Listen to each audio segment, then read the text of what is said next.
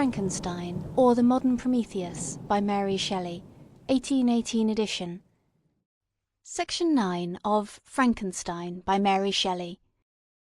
Volume 1, Chapter 4.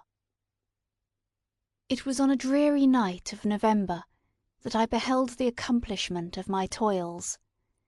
With an anxiety that almost amounted to agony, I collected the instruments of life around me, that I might infuse a spark of being into the lifeless thing that lay at my feet. It was already 1 in the morning, the rain pattered dismally against the panes, and my candle was nearly burnt out, when, by the glimmer of the half-extinguished light, I saw the dull yellow eye of the creature open. It breathed hard, and a convulsive motion agitated its limbs. How can I describe my emotions at this catastrophe, or how delineate the wretch whom with such infinite pains and cares I had endeavoured to form? His limbs were in proportion, and I had selected his features as beautiful. Beautiful, good God! His yellow skin scarcely covered the work of muscles and arteries beneath. His hair was of a lustrous black and flowing, his teeth of a pearly whiteness, but these luxuriances only formed a more horrid contrast with his watery eyes, that seemed almost of the same colour as the dun white sockets in which they were set, his shrivelled complexion, and straight black lips. The different accidents of life are not so changeable as the feelings of human nature. I had worked hard for nearly 2 years, for the sole purpose of infusing life into an inanimate body. For this I had deprived myself of rest and health. I had desired it with an ardour that far exceeded moderation. But now that I had finished, the beauty of the dream vanished, and breathless horror and disgust filled my heart. Unable to endure the aspect of the being I had created, I rushed out of the room, and continued a long time traversing my bedchamber, unable to compose my mind to sleep. At length lassitude succeeded to the tumult I had before endured, and I threw myself on the bed in my clothes, endeavouring to seek a few moments of forgetfulness. But it was in vain. I slept indeed, but I was disturbed by the wildest dreams.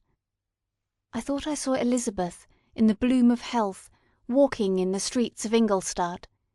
Delighted and surprised I embraced her, but as I imprinted the first kiss on her lips, they became livid with the hue of death, her features appeared to change, and I thought that I held the corpse of my dead mother in my arms.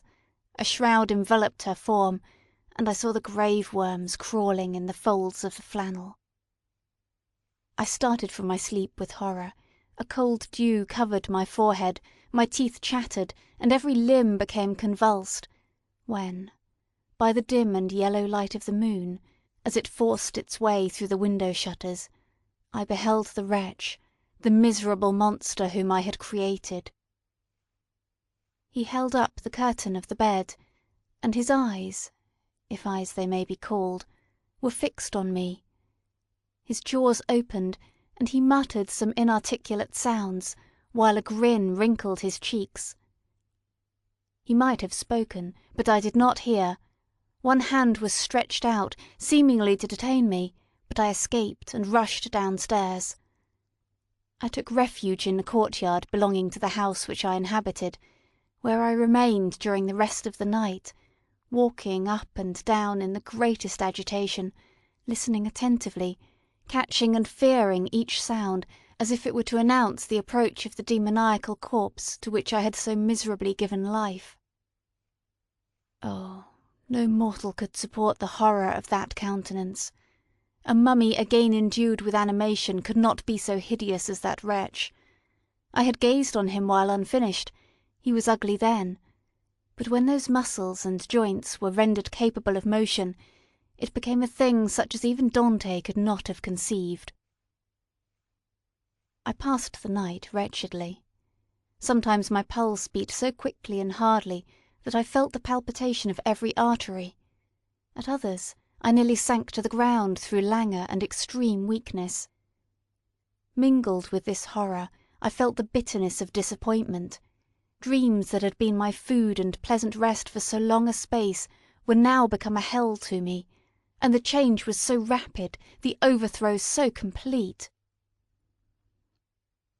Morning, dismal and wet, at length dawned, and discovered to my sleepless and aching eyes the church of Ingolstadt, its white steeple and clock, which indicated the 6th hour.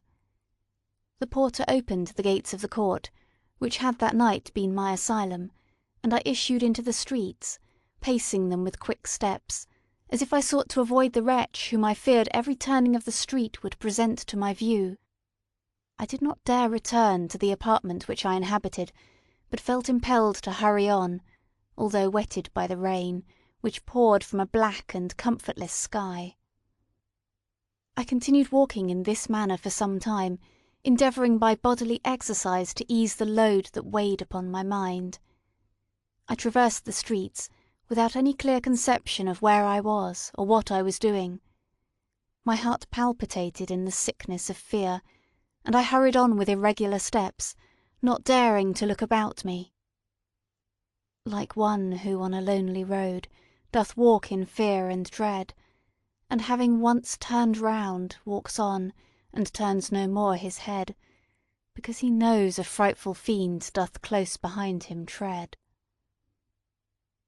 Continuing thus, I came at length opposite to the inn at which the various diligences and carriages usually stopped. Here I paused, I knew not why, but I remained some minutes with my eyes fixed on a coach that was coming towards me from the other end of the street. As it drew nearer, I observed that it was the Swiss diligence. It stopped just where I was standing, and on the door being opened, I perceived Henry Clerval, who on seeing me instantly sprung out. "My dear Frankenstein," exclaimed he, "how glad I am to see you! How fortunate that you should be here at this very moment of my alighting!" Nothing could equal my delight on seeing Clerval. His presence brought back to my thoughts my father, Elizabeth, and all those scenes of home so dear to my recollection.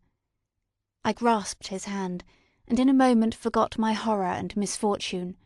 I felt suddenly, and for the first time during many months, calm and serene joy. I welcomed my friend, therefore, in the most cordial manner, and we walked towards my college. Clerval continued talking for some time about our mutual friends, and his own good fortune in being permitted to come to Ingolstadt. "You may easily believe," said he, "how great was the difficulty to persuade my father that it was not absolutely necessary for a merchant not to understand anything except bookkeeping.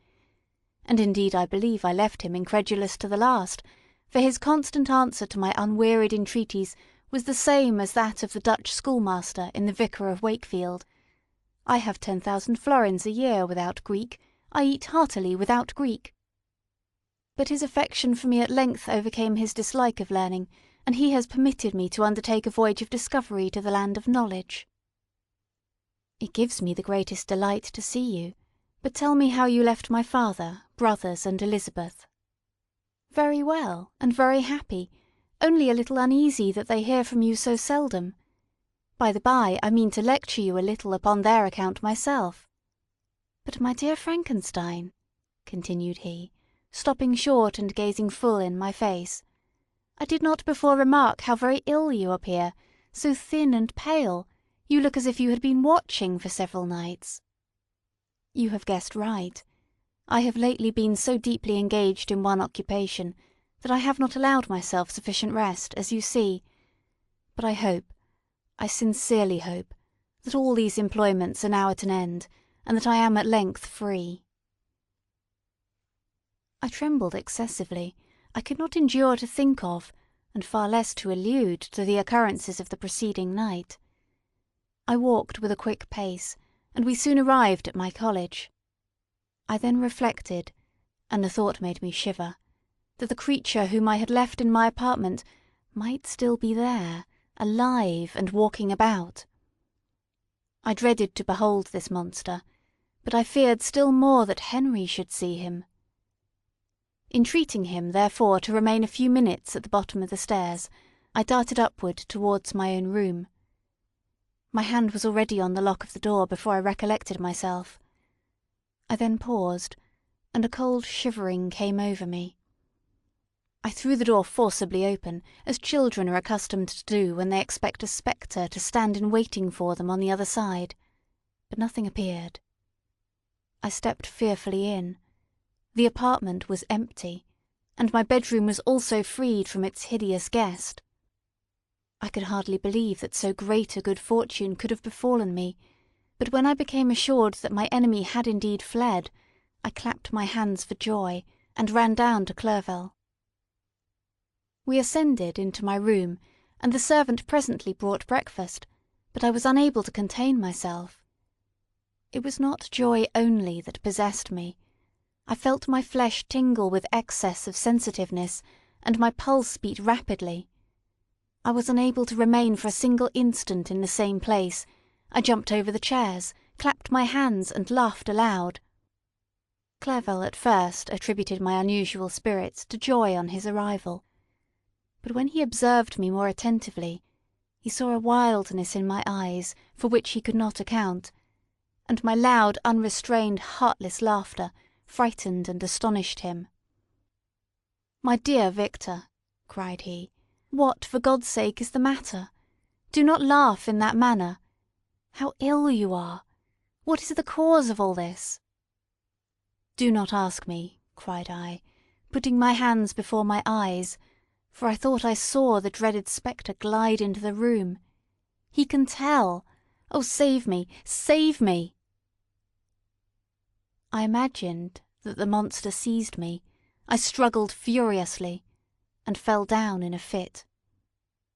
Poor Clerval! What must have been his feelings? A meeting which he anticipated with such joy so strangely turned to bitterness. But I was not the witness of his grief, for I was lifeless, and did not recover my senses for a long, long time. This was the commencement of a nervous fever which confined me for several months. During all that time Henry was my only nurse. I afterwards learned that, knowing my father's advanced age and unfitness for so long a journey, and how wretched my sickness would make Elizabeth, he spared them this grief by concealing the extent of my disorder. He knew that I could not have a more kind and attentive nurse than himself, and firm in the hope he felt of my recovery, he did not doubt that, instead of doing harm, he performed the kindest action that he could towards them. But I was, in reality, very ill, and surely nothing but the unbounded and unremitting attentions of my friend could have restored me to life. The form of the monster on whom I had bestowed existence was for ever before my eyes, and I raved incessantly concerning him. Doubtless my words surprised Henry.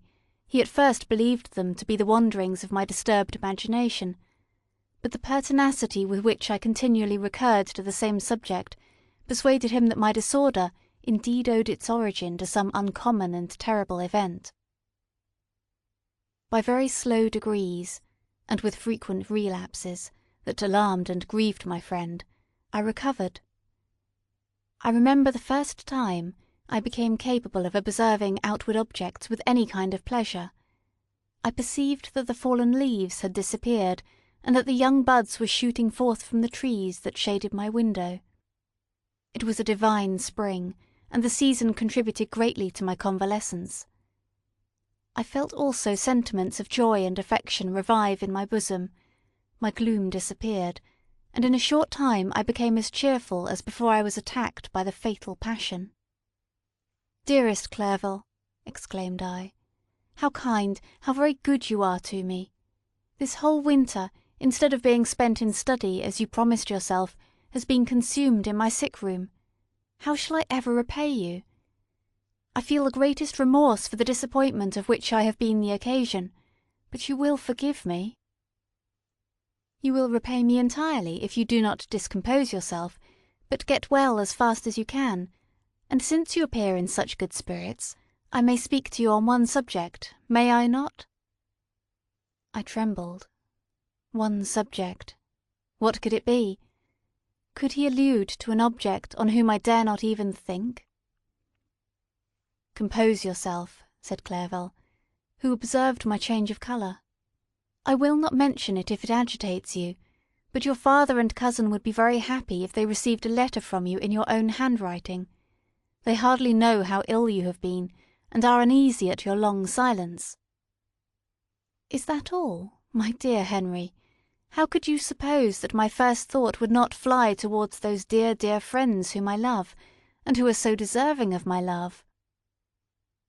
"If this is your present temper, my friend, you will perhaps be glad to see a letter that has been lying here some days for you. It is from your cousin, I believe." Section 9.